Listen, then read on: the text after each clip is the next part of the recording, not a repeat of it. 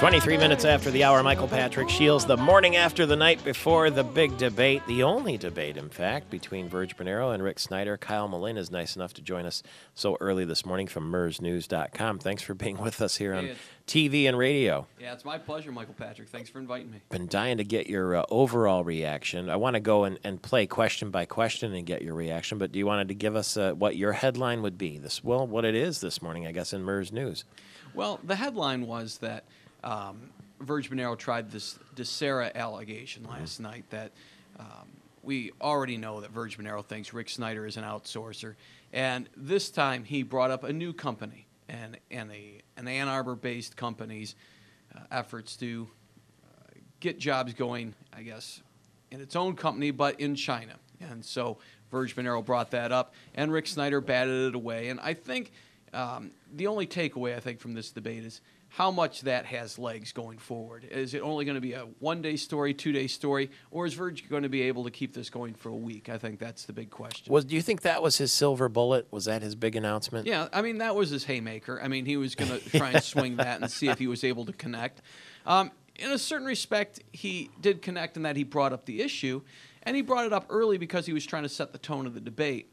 But I really think Rick Snyder did a good job in defending it. You know, I don't know if Rick Snyder knew that was coming. I mean, I'm sure he thought the Gateway stuff was coming, but I don't know if he knew the DeSera individually was coming, and I thought he did well on his feet to try and knock it back. So Verge didn't necessarily he connected, but I don't think he really had the effect that he was hoping for with Snyder. It seems to be a he said, she said, or in this case, a he said, he said.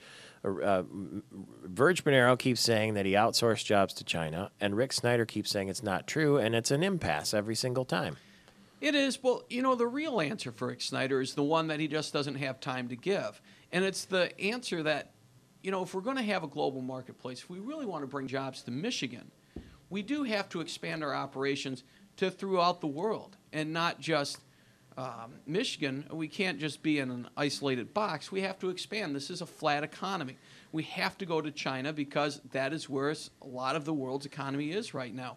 And if we have to open an office there, we should be excited about that here in Michigan. That tells me that an Ann Arbor-based company is actually doing well and is trying to expand its markets and bring money back into Michigan as opposed to manufacturing just happening in China and sucking all our money out there.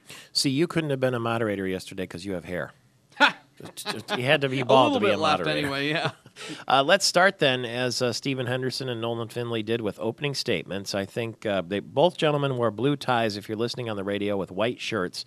Mayor Bernero had a gray pinstripe suit and looked like Rick Snyder had a blue jacket.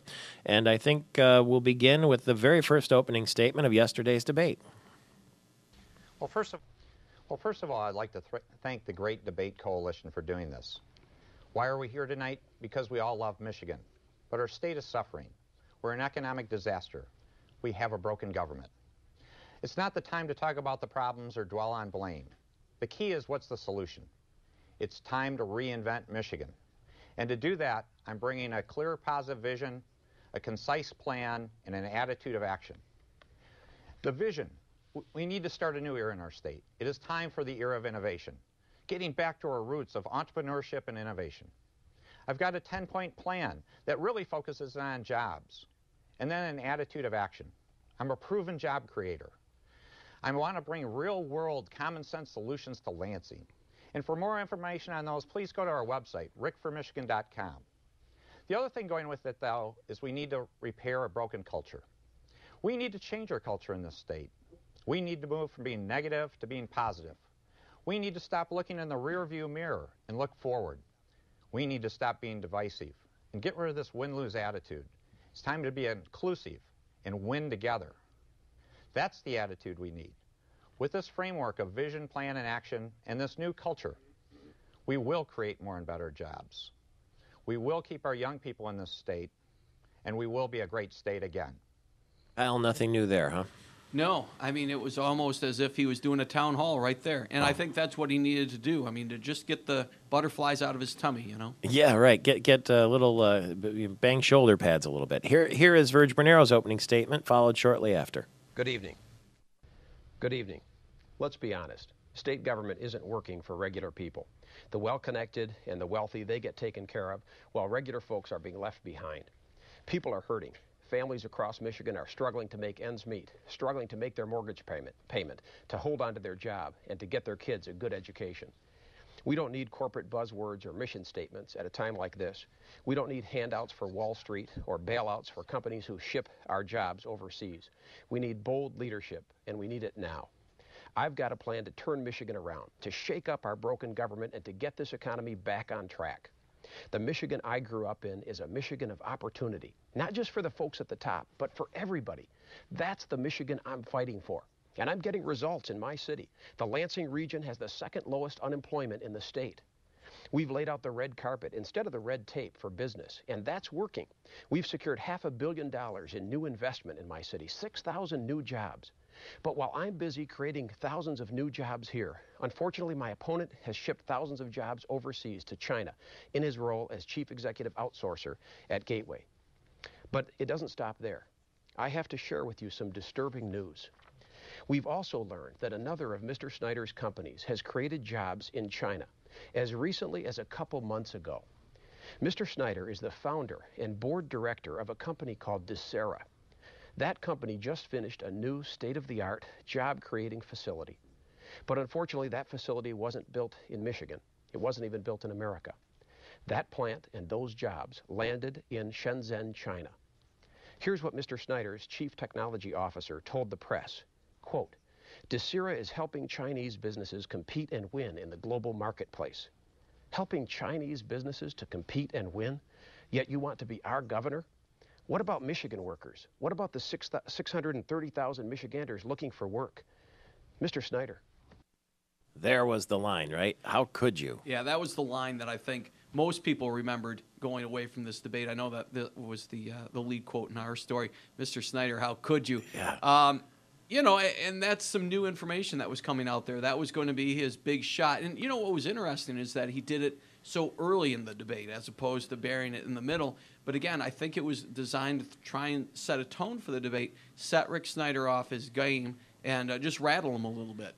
I ran into Rick Snyder at the Michigan State game on Saturday night, and there was a little talk going on at the tailgate after, and he said, you know, I've raised 2 kids through adolescence. I'm not going to lose my temper in that debate tomorrow night. So I know he was preparing, right, for something to try to rattle him. He did have a response to this. Mayor Bernero led with his trump card, and this was the response by Rick Snyder right after. Do you own a company that is creating jobs in China?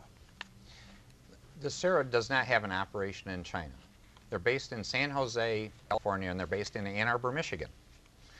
They're off doing cutting-edge technology, and they're doing work all around the world to be successful at that. But their locations are San Jose and Ann Arbor, Michigan. That's where their R&D has been done, and that's the technology we're putting into use. With respect to the Gateway one, those are also untrue. I mean, I've gone through this so many times. At Gateway, I'm proud of my record. I helped create 10,000 jobs. And we still have more time. Well, thank you. I helped create 10,000 jobs and very successfully did that. When the company got in trouble, they asked me to come back. I came back as interim CEO, and I brought jobs back to the U.S. I brought tech support and manufacturing jobs back to the United States. And why did I do that? Because I understand the value of the American worker and how it's much better to have high quality and great American workers instead of low cost labor.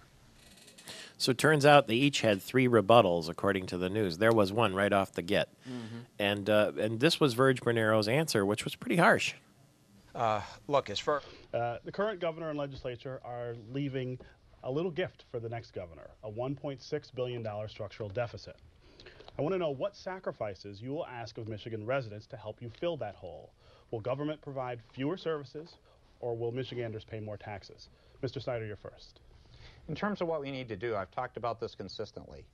We need to put in a new budget system. I call it value for money budgeting that gets to outcomes and results instead of the broken model today, which is simply about spending billions of dollars on activities and such. And as part of that, we're going to have to look at some tough issues. And one of the toughest issues the next governor is going to have to address is public employee compensation. And we need to do that in the light of understanding we're talking about people and their families. So what about Michigan? What about workers here that need work? The evidence is clear. We need somebody who's going to stand up for Michigan, fight for Michigan jobs. That's what I've been doing. When I was fighting for the auto industry, you were busy sending jobs to China. It's incredible. Where were you to stand up for the auto industry? He's got facts on his side, doesn't he? I mean, he seems to. He's got figures. He's got a record to point to, and he seems to have all of his ducks in a row. Again, though, I point back to, and I think Rick Snyder did a fairly good job here in trying to beat down Verge Bonero's attacks. But again, I mean, he's a businessman. I mean, he's trying to create jobs in Michigan, and he's just trying to create a company. He's trying to start a startup company. And again, he's expanding operations into the world's largest consumer market, which is China.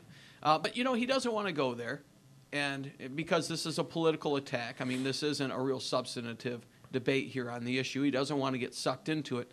So he doesn't want to give what the real answer is here. And the real answer is if you want a Michigan company to succeed, they need to go to China. I mean, they just do, or else, you know, your company's going to be fairly insular. General Motors is a perfect example, right? Well, yeah, where's General Motors located? They're all over the world. Same thing with Ford. I mean, it's just the way of the world if you're going to be a real large corporation, if you want to get things going on its feet. Now, I think he could have also pointed maybe a little bit more to his work at Ann Arbor Spark and what he's actually doing over there. I mean, that's a perfect example of what he's doing to try and create jobs in these with these venture capital firms, which is what he's was doing until he started running for governor. But I was surprised that he didn't go there at all. I think he was on the defensive. He was back on his heels.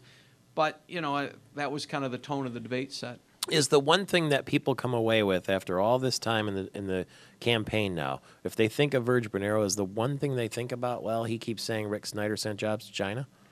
No. He mentions it just about every interview. He does, but I think if you know, and you went over the polls a little earlier in the show, Michael Patrick, I think what it does come back to is voters are wondering, God, is Verge Bonero a bully? I mean, why is he going after Rick Snyder like this? You know, if you also looked at that poll, it was astounding what kind of percentage of the people already said they have their mind made up. I mean, 70% already have their mind made up. That has a huge advantage already for Rick Snyder. But who would you want in a fight on your side?